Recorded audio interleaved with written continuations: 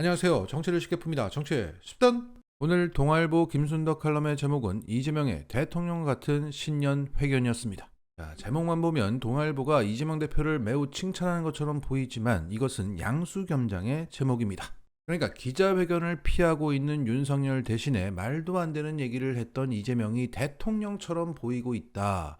어서 윤석열도 기자회견을 해서 이재명의 삶은 소대가리가 양천대소할 자기중심적 분석을 박살내주길 바란다는 것입니다. 자, 좀 더 디테일한 내용을 짚자면 어제 신년 기자회견을 연 더불어민주당 이재명 대표는 당당하고 자신만만했다. 여유가 넘쳤다. 기자회견을 피하는 윤석열과 대비되면서 오히려 이재명이 대통령 같은 모습이었다. 질문도 부드럽고 공순했다. 사법 리스크 관련 질문은 나오지 않았다. 이재명은 윤석열 정부가 지난 2년간 정적 죽이기에만 올인해서 나라를 위기로 몰아넣었다고 진단했다.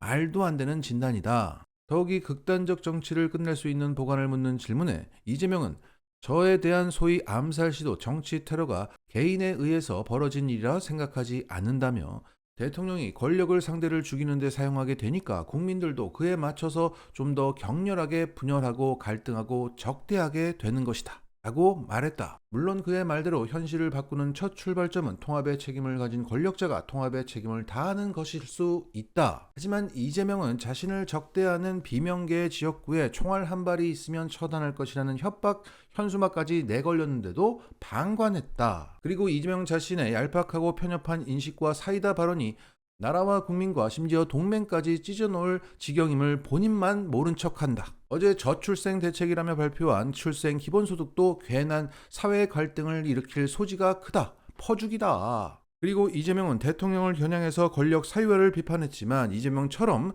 당 권력 사유화를 하는 당대표가 또 있을까 싶다. 결국 너나 잘해라 이 소리입니다. 그래서 결론은 이러한 야당 대표 신년 기자회견에 꽉 막힌 심장을 풀어주기 위해서라도 윤석열이 진정한 대통령다운 신년 회견을 보여줬으면 좋겠다로 마무리가 됩니다. 한마디로 이재명 대표가 대통령처럼 보여서 짜증이 난다는 겁니다. 우리 편 윤석열 뭐하냐? 자, 이처럼 어제 이재명 대표의 기자회견은 정파를 떠나 누가 봐도 이재명이 대통령처럼 보였습니다. 그리고 오늘 민주당은 출입기자단 공지를 통해서 문경공장 화재로 순직한 두 영웅의 헌신을 애도한다. 국민의 생명과 안전을 지키기 위해서 헌신한 두 영웅, 고 김수광 소방교와 고 박수은 소방사를 진심으로 추모한다. 그러면서 이재명 대표는 오늘 오후 일정을 취소하고 문경화재 진압 시 순직하신 소방공무원들을 조문할 예정이라고 밝혔습니다. 원래는 이날 오후에 이재명 대표는 국회 본회의와 영입 인재들이 참여하는 토크 콘서트 출정식에 참석할 예정이었지만 일정을 모두 취소하고 현장으로 달려간 것입니다. 이처럼 이재명 대표는 대통령처럼 보이는 행보를 계속 이어가고 있습니다. 자, 이런 가운데 국힘 내부에서 심상치 않은 파열음이 감지되고 있습니다. 당 대표직에서 끌어내려졌던 김기현 국민의힘 전 대표가 본인의 지역구인 울산 남구을 출마를 선언하면서 이런 글을 올렸습니다. 무능한 민주당 정권을 종식시키고 천신만고 끝에 윤석열 정부를 탄생시켰지만 여전히 거대 야당과 이에 기생해온 세력들의 몽리로 인해서 윤석열 정부는 제대로 일을 하지 못했다. 그런 악조건 속에서 울산은 앞으로 전진했다라고 평가했습니다. 그러면서 윤석열 정부의 성과들을 쭉 내세웠지만 앞서 소개해드린 김순덕 칼럼처럼 결과적으로 윤석열 정부는 일을 제대로 못했다는 평가를 김기현이 내린 겁니다. 어찌됐든 이재명 대표는 대통령처럼 보이고 있고 어찌됐든 윤석열은 일을 제대로 못했다. 자, 재밌게 들어가고 있습니다. 어제 모닝 컨설트는 2024년 1쿼터에 세계 지도자의 지지율을 발표했습니다. 자, 이 조사 결과는 세계적인 여론조사 기관 모닝 컨설트가 진행했고 전 세계 주요 15개국 사람들을 대상으로 2023년 12월 13일부터 2024년 1월 2일까지 조사된 결과입니다. 자, 그래서 순위를 봤더니 인도의 모디 총리가 77%의 긍정평가를 얻어서 전 세계 1등을 차지했습니다. 자, 그리고 스위스가 보이고 폴란드 잘하고 그리고 브라질의 룰라 대통령은 47%의 지지율로 세계 5위를 차지하고 있네요. 자, 이탈리아 멜로니도 순위가 높습니다. 그리고 조 날리면은 37%의 지지율로 하위권에 들어가 있습니다. 그리고 윤석열이 바닥권을 형성하고 있습니다. 자, 독일의 울라프 숄츠 총리와 같은 20%의 지지율로 동률을 기록하고 있지만 부정평가에서 독일 총리가 좀 더 높아서 윤석열이 꼴찌를 면하고 있는 상황입니다. 그리고 모닝 컨설트는 일본 기시다 총리가 이보다도, 그러니까 윤석열보다 더 낮은 지지율을 기록하고 있다고 전하고 있습니다. 하여간 전 세계적인 여론조사 기관인 모닝 컨설트의 2024년 1쿼터의 윤석열 지지율은 20%가 되겠습니다. 축하합니다.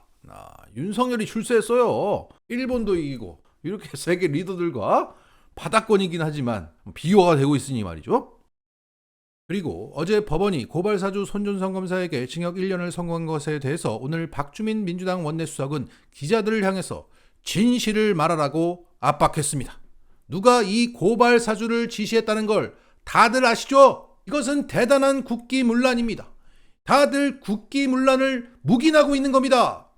자, 그 긴장감 넘치는 발언을 직접 보시겠습니다. 손준성 검사에게 징역 1년이 선고됐습니다. 윤석열 대통령은 지난 대선 당시에 손준성 검사가 보낸 고발장이 출처가 불분명한 괴문서다라고 주장을 했고요. 손준성 검사 등에 대한 제보는 정치 공작이다, 이렇게 선언을 했습니다. 근데 결과적으로 검찰이 선거에 개입했다라고 법원은 판단한 것입니다.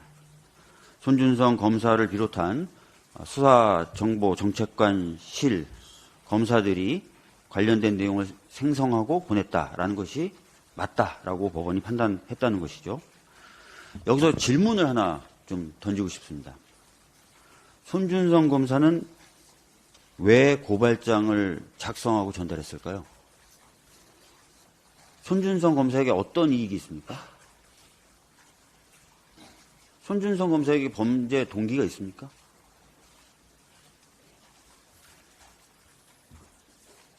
아니죠. 손준성 검사에게 특별한 이익이 생기거나 손준성 검사에게 범죄 동기가 없습니다. 이 이야기는 무슨 얘기냐면 누군가의 지시를 받고 했다는 거죠. 누가 지시했을까요? 기자분들 다 답 아시죠?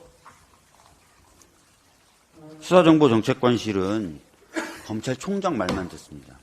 제가 국감에서도 확인했죠. 검찰총장 말만 듣는 조직입니다. 그리고 수사정보정책관실에 속해 있는 검사, 그리고 이 행위를 직접 한 손준성에겐 아무런 범죄를 통해서 얻을 수 있는 이익이 없습니다. 다시 한번 질문을 던져보겠습니다. 기자분들에게. 누가 지시했을까요? 그 고발장에 보면 고발 대상이 누군가에게 피해를 입히고 있다고 적시가 돼 있어요. 그래서 그 사람들이 피해를 보고 있다라고 하면서 고발장에 작성돼 있어요. 고발장에 피해를 입는다고 적시됐던 사람들, 그 사람들의 이익을 위해서 고발장이 작성되고 전달됐겠죠. 기자분들이 내용을 한번 확인하시고 기사 작성에 참고해 주셨으면 좋겠습니다. 검찰이 사유화됐던 겁니다. 그리고 검찰이 정치에 개입했던 거고 선거에 개입했던 겁니다. 굉장한 국기문란 사건입니다.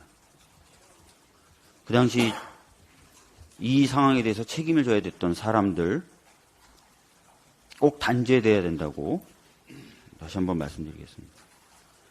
하나만 더 짧게 말씀드리겠습니다. 해병대원 사망사건 오늘로 199일째 되고 있습니다. 진상이 규명되고 있지 않습니다. 그런데 최근에 여러 가지 보도가 나오고 있는데요.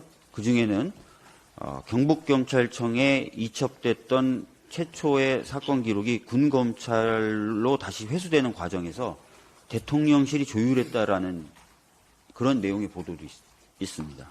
대통령실, 국방부 등의 외압 정황이 점점 뚜렷해지고 있는 겁니다. 실체가 명확하게 밝혀져야 됩니다. 국정조사 필요합니다.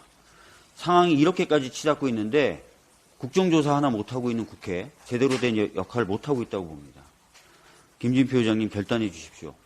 국정조사 반드시 이루어져야 됩니다. 이 정도의 정황이 드러나고 있는데 반드시 국정조사 이루어져야 된다는 점을 강조해서 말씀드립니다. 이상입니다.